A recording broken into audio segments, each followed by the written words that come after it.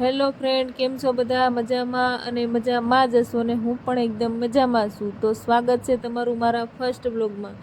તો આજે આપણે જઈ રહ્યા છીએ નીલકંઠ ધામ.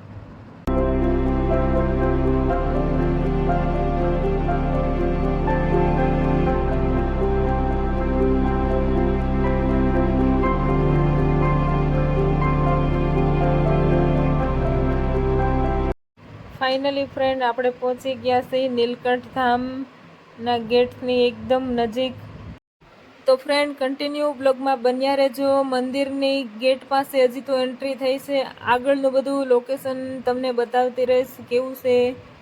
તો કન્ટિન્યુ બ્લોગમાં બન્યા રહેજો. ગેટની પાસે કંઈક વાતાવરણ આવું છે. હજી ગેટની અંદર એન્ટ્રી નથી થઈ. મંદિરે પહોંચતાની સાથે આણે તો જો ફોટા પાડવાનું ચાલુ કરી દીધું છે. તો આ મંદિરનું ગ્રાઉન્ડમાં છે. હજી તો મંદિરે પહોંચ્યા નથી. મંદિરે પહોંચીએ ત્યાં સુધી કન્ટિન્યુ બ્લોગમાં બન્યા રહેજો ને પૂરેપૂરો બ્લોગ જોજો. અમારો કેવો લાગે છે કોમેન્ટમાં કહેજો.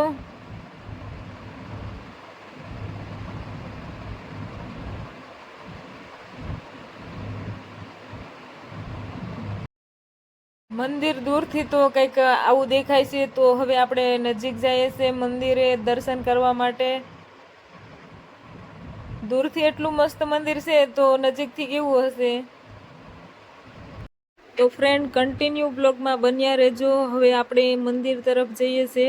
અને આ મંદિરની વાત કરીએ તો સુરતથી 120 કિલોમીટર દૂરના અંતરે આવેલું છે. અને રાજપીપળાની એક્ઝેક્ટ બાજુમાં. અને ખાસ કરીને આ મંદિરની મુલાકાત લેજો.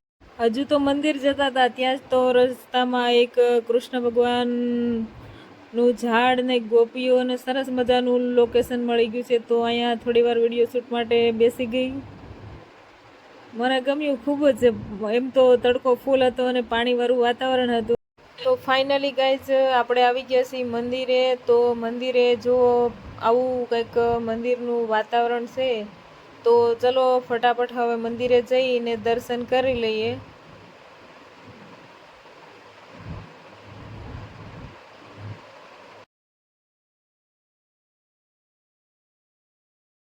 તડકો પણ જોરદાર છે છતાં પણ બ્લોગ બને છે.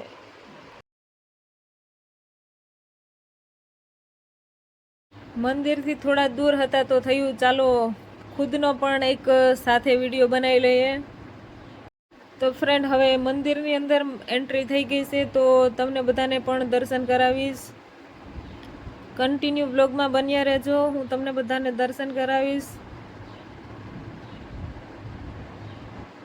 મંદિરની અંદર પણ બહુ ટ્રાફિક હતી. દર્શન થઈ શકે એવું લાગતું નહોતું. તો પણ કોશિશ કરીએ કે તમને બધાને દર્શન કરાવીશ.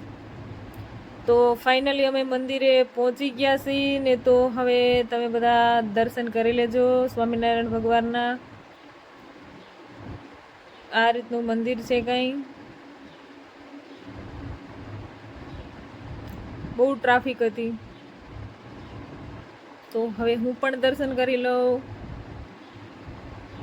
56 ભોગનો થાળ ધરાયેલો છે.